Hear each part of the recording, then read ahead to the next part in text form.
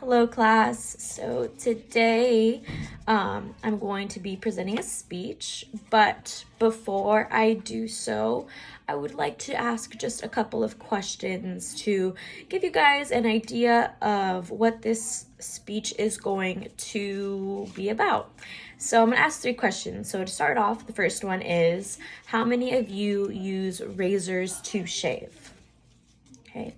And I would also like to know how many of you wear makeup or buy any type of cosmetic, either being like drugstore or high end.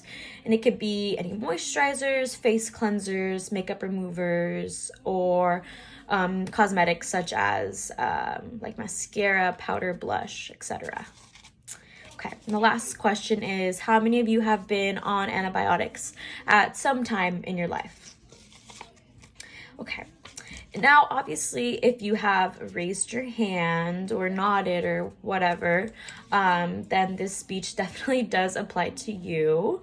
So if you didn't already know, I will be talking about animal testing. And obviously, it has been used as an appliance in the advancement of science or medicine.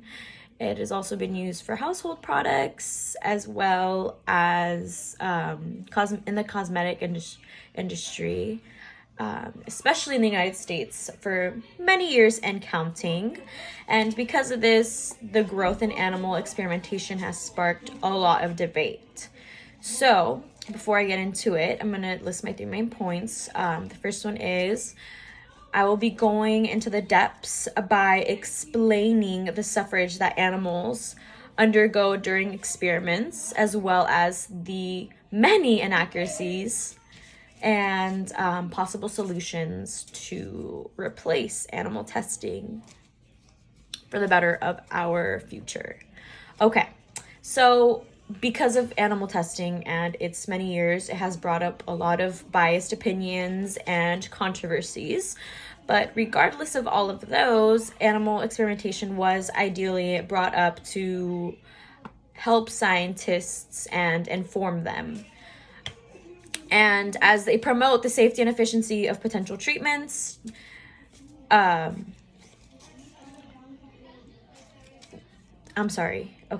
So, well, of course, because of animal testing and its existence, there had to be a law. So the AWA, which is the Animal Welfare Act, where it was used to protect every single animal who goes into experimentation. But one of its biggest flaws is that it fails to protect every single animal because it excludes mice and rats, which are the 2 animals that are being used for the majority of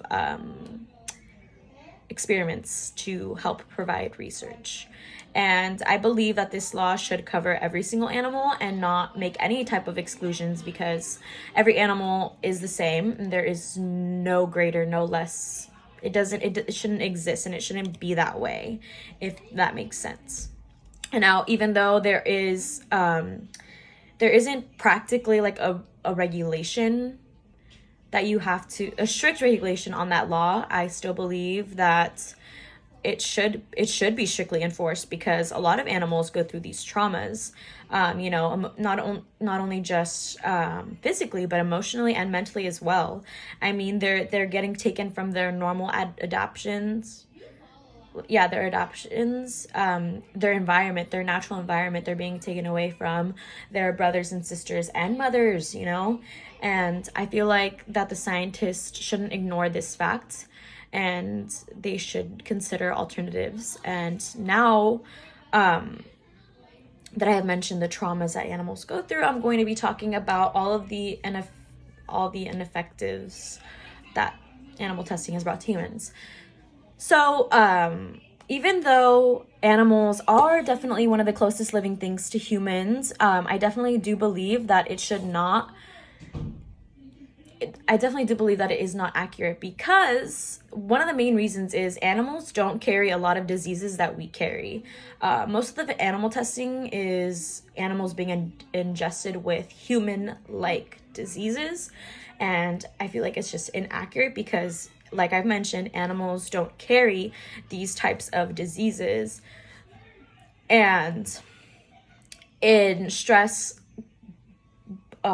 stress plays a big role in it as well, because when these animals are stressed, it causes inaccuracies. It causes a lot more time and blood and sweat and tears to proceed with these experiments, and they tend to be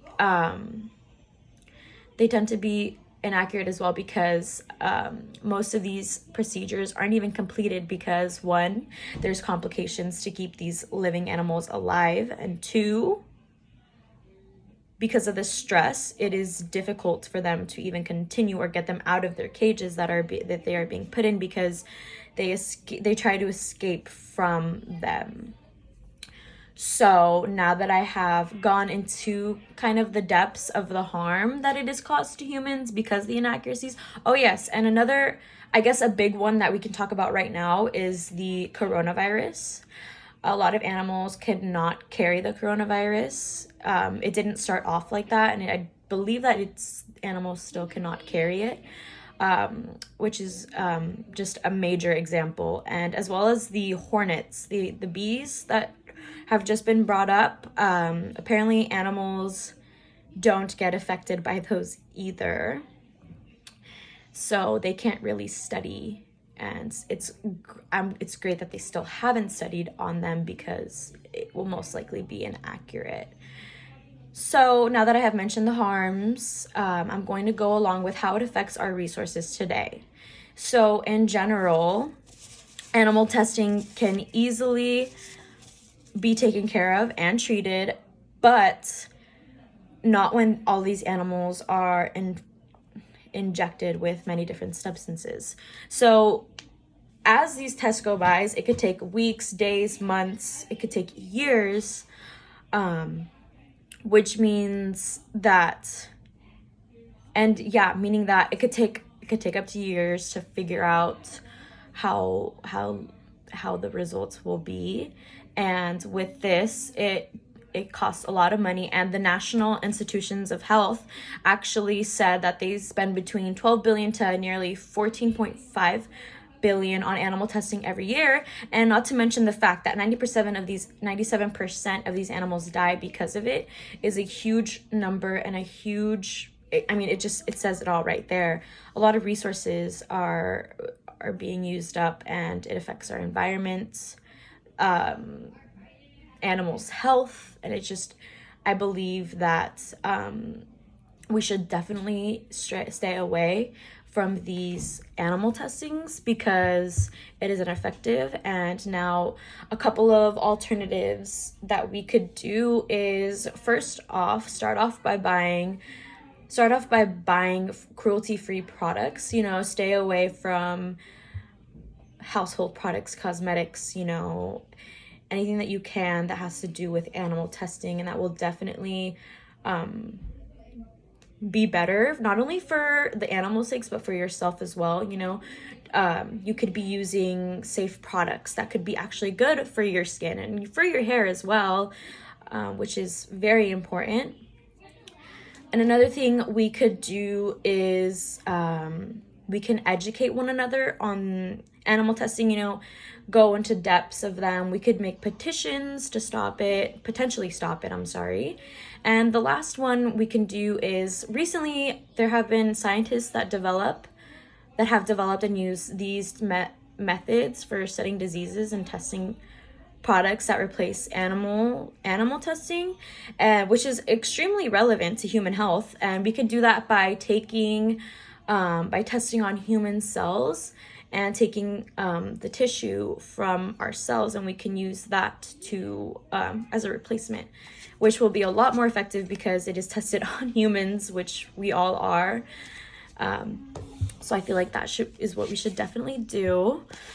And that is all for today. Thank you so much for listening. Have a great day. Bye.